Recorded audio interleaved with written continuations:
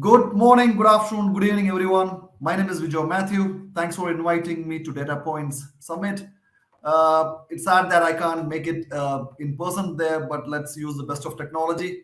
So I represent AB InBev, Anheuser-Busch InBev. We are the world's largest brewer, home to around 500 beer brands.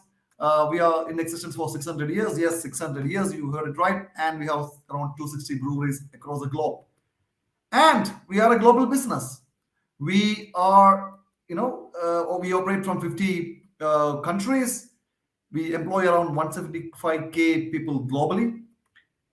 We sell beer in around 150 countries. 8 out of 10 biggest brands in the world belongs to us.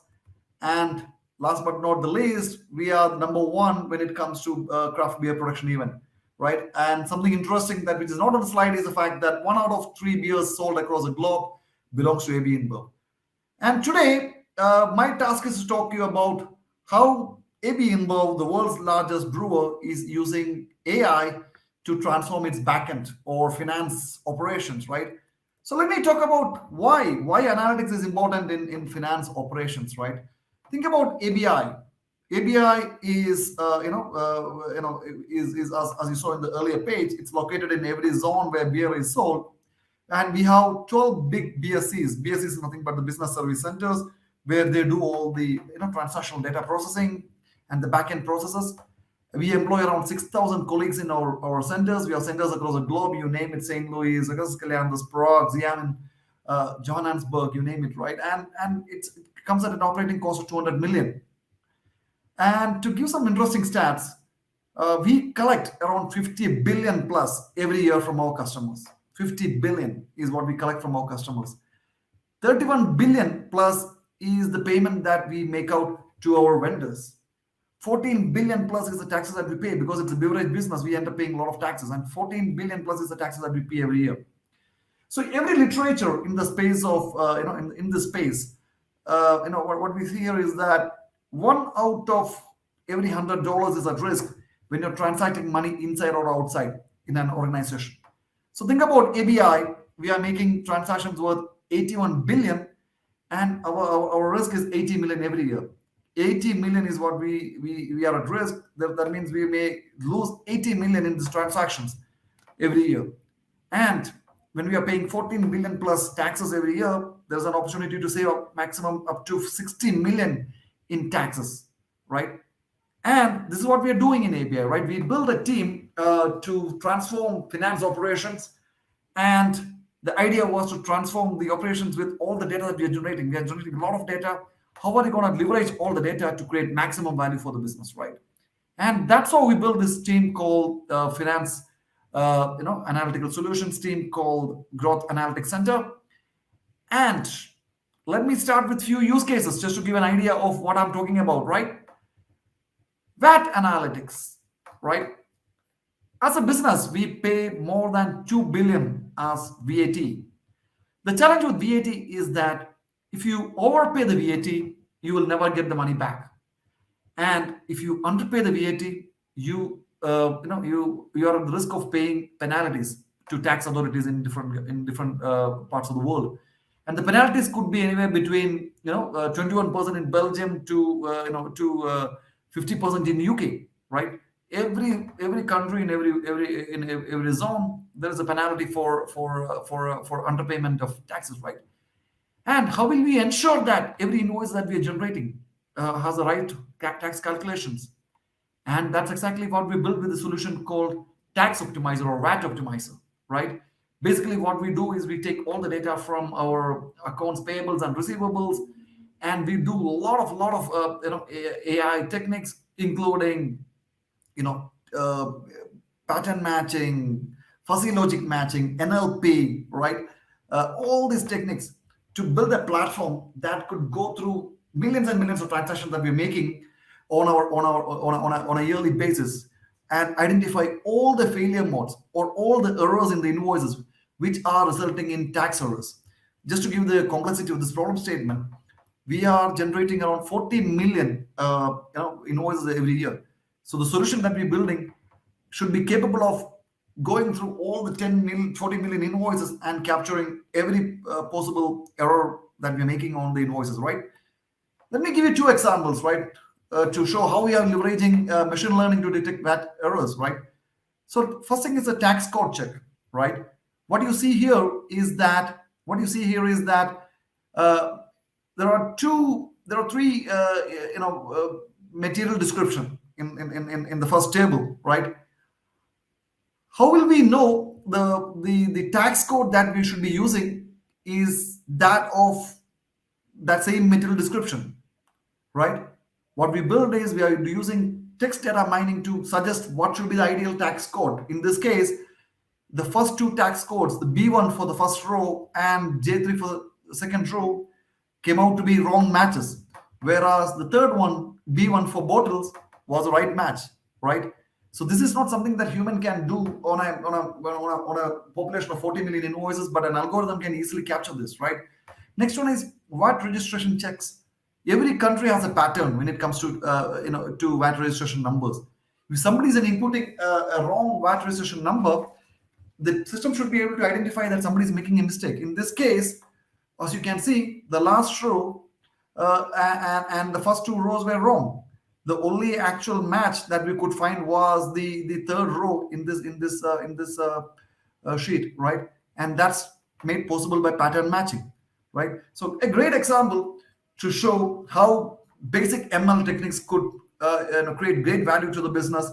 And long story short, we are realizing around 30 million in savings from the solution. A simple solution like this is helping us to save 30 million in VAT penalty avoidance and overpayments of taxes, right?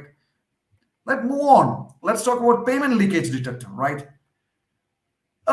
In every company, right, there will be a department called P2P, procure to pay. That's a team that actually has to make all the payments to the vendors, right? We work with tens and thousands of vendors across the globe, and I like I said in the first slide, 31 billion is the payments processed by the P2P teams globally, right? And what is the risk when you are making payments at this scale? We may make duplicate payments, which means that the same invoices are paid twice. We may pay contractors much earlier than required, right? Or we may, have challenges with the details on the invoices, what's on the contract, what is a guarantee that what's on the contract and what's on the invoices matches, right? So let me give some examples, right? On payment leakage detector. So payment leakage detector is an end-to-end platform or a product that looks into everything, right? It looks into all the challenges with duplicate invoice detection, anomaly detection, contract adherence, right? It looks through hundreds and hundreds of variables, and it identifies everyday failure modes that ends up with duplicate payments, early payments, non-adherence to contract, right? It's made possible by using lots and lots of business rules to start with, and lots of NLP techniques, right? So let me go into detail and show some of the examples, right? Let's take this example of using NLP, right? As you can see, I changed the names, but there are two lines with respect to the same vendor, right? But the vendor is appearing with two different names. Yeah, one is ABC Services, another one is ABC Refreshment Services, and the reference numbers are the same, right? It's something called non-exact matches. This is not something that a human can identify very easily, but a text similarity matching using NLP can easily identify that it's a duplicate payment or a duplicate invoice, because there are two reference against the same vendor with similar patterns, which means that we shouldn't pay them, right? On the bottom of the slide, you will see that there will be very minute challenges with references that differentiate a real invoice and a duplicate invoice. For example, on the first row, it talks about 3.21.18, right? And whereas the original reference was 3-21-18, right? A pattern matching is able to identify that there are two documents that received where everything is same. The vendor name is same, everything is same, document number, everything is same. The only difference is the reference number, right? Again, not really possible for a human to look through 40 million invoices and identify what is a duplicate and what is not a duplicate, right? And this solution is actually helping us to identify or identify all the duplicate payments that we are making. Let's talk about invoice adherence to contract, right? What is a guarantee that the invoice matches the that information on the contract, right? Currently, we have a three-way match, which means that we are matching the invoice against a PO against a receipt, right? But if the invoice itself is wrong, nobody's going to capture anything that comes after that, like a PO or a receipt, right? Because there'll be a lot of clauses on a contract. There could be special clauses for discounts, for early delivery discounts, special discounts, pricing, right? What can we do, right? What we built here is a solution called invoice adherence to contract solution. Basically, what it does is it goes through all the negotiated contract with the vendors, right? It uses image processing using OpenCV. It uses text extraction using OCR, and it captures all the relevant information on the invoices. All the relevant information on the invoices in a very structured way. You have to understand that invoices comes in all shapes and forms. There could be millions and millions of formats of invoices. The solution that we're building should be able to capture every format of invoices and should be able to capture all the information from those contracts, right? Not invoices, contracts, right? And from this contracts information, we are matching that information with the invoice to check whether the pricing is the same, the discounts are the same, the early delivery discounts are the same, everything, right? And we are identifying a lot of opportunities to save money for the business. Long story short, a solution like this is capturing 20 million worth of leakages for a business like ABI. Let's move on to see another example of how we are saving money for the business, right? Let's talk about smart collections. We talked about the team that collects the money from the makes a payment to the vendors. Let's talk about the team that collects the money from the customers, right? Again, our annual revenue is more than 50 billion every year, and that's what we're collecting, right? Every year we're collecting more than 50 billion worth of cash from our customers, right? There could be a million reasons why the invoice details could be wrong, right? Because of which somebody is underpaying us, right? The charges, or we are making an undercharge. We were supposed to make a charge of 100 and we are making only a charge of 90. We are getting the invoice details wrong. We are getting the pricing details wrong, discount details wrong, right? So how will you ensure that there's an engine, right, that looks at two things? One, a solution to prevent all the invoice errors before it reaches the customers, right?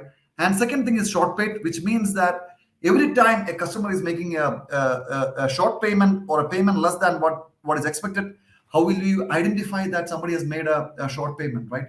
That's exactly the solution is doing. When it comes to early warning system, what it does is it goes through millions and millions of contracts, invoices across the years and identify every possible patterns with what is the SKU mix. For a SKU mix of X type, what should be the ideal pricing? What should be the ideal discount, right? And it captures all the errors which you are making with respect to pricing, your discounts, you name it, everything, right? That's what it's about early warning system.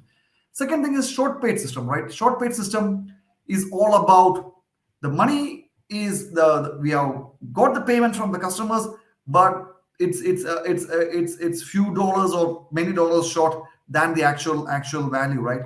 Again, here we are using a very advanced OCR NLP solution which scans through millions and millions of invoices, right, to see if based on the quantity, based on the SKU, based on the pricing, everything, the money that we are getting back from the customers, is it exactly matching what we were expected to get from the customers, right?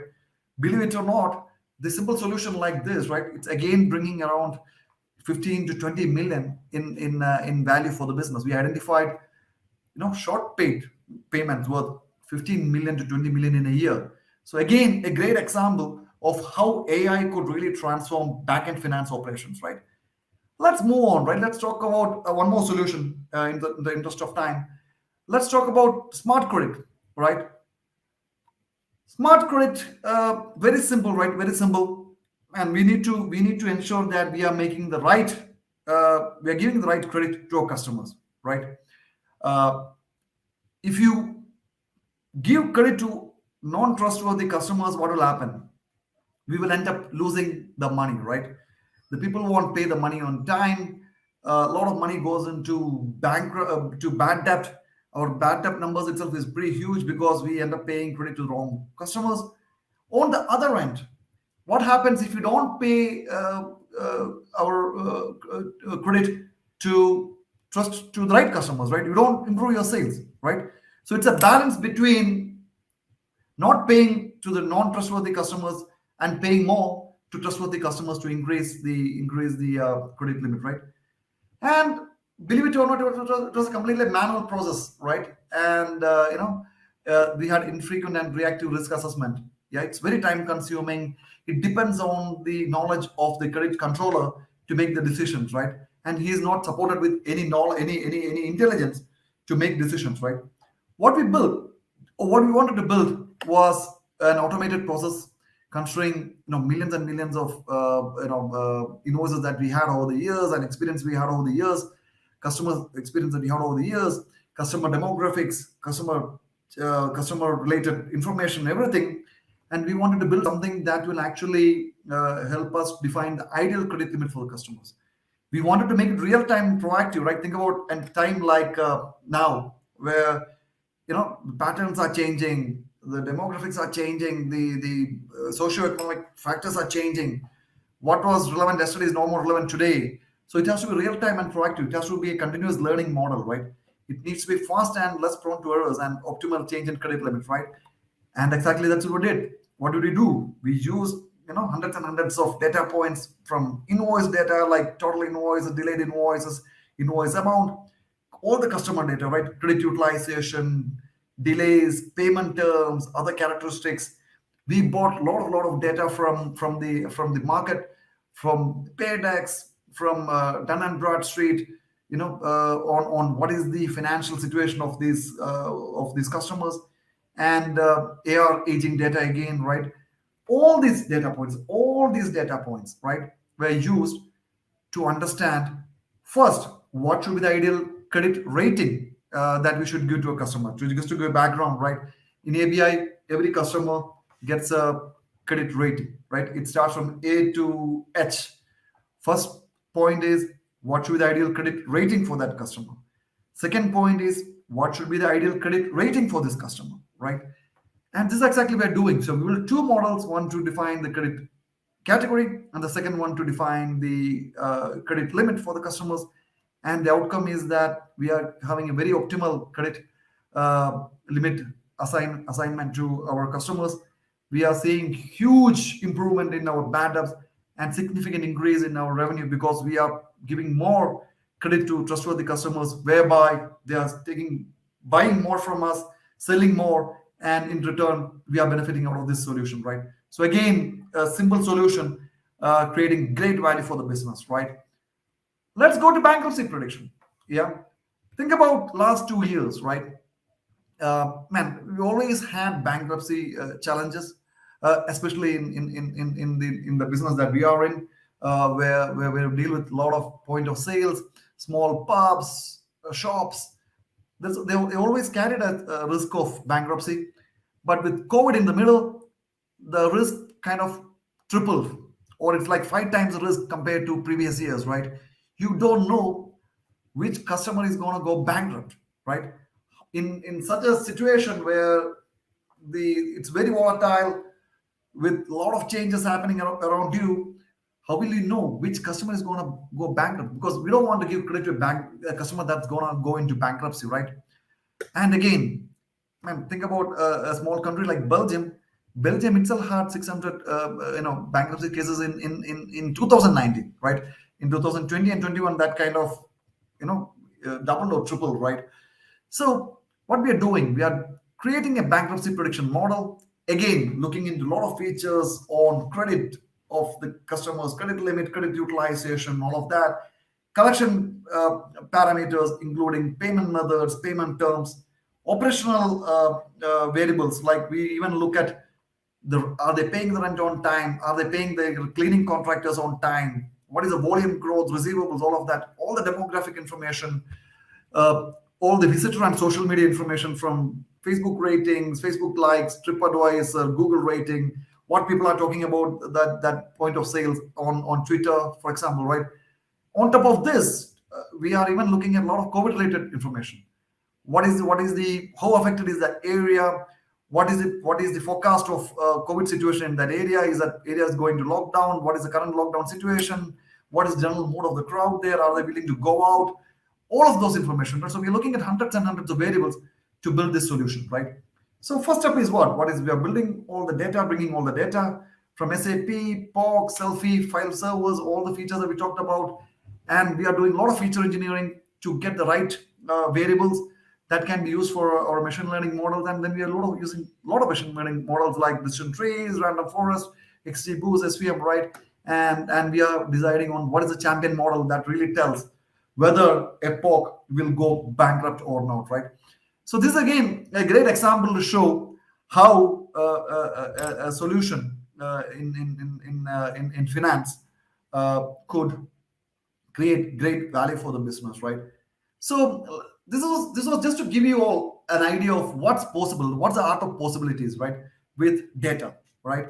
Because if you think about analytics, you always think analytics, or you always think of analytics attached to top line, right? When it comes to sales analytics, marketing analytics, we have a very high maturity, right? They have very high maturity in that space. Myself worked in sales analytics for like 10 years, right? But bottom line is equally, an area where we can invest a lot, right? Because to make a business profitable, either you need to improve your sales or reduce your wastages or your overheads, right? And that's what we are doing. We are ensuring that we are reducing our overheads. We are having an optimal process in across the bottom line of the business, especially with respect to all the finance solutions across the globe. No leakages, no penalties, no undercharges, no overpayments, right? This is exactly what you're doing. And in this process, what are we doing, right? Typically, all these business service centers are seen as cost centers. People will always talk about business service centers as cost centers, right? And people think that that's an overhead, right? But we were very successful in changing that perception in ABI. We have successfully moved the perception of business service centers from being that of cost centers to value creation centers.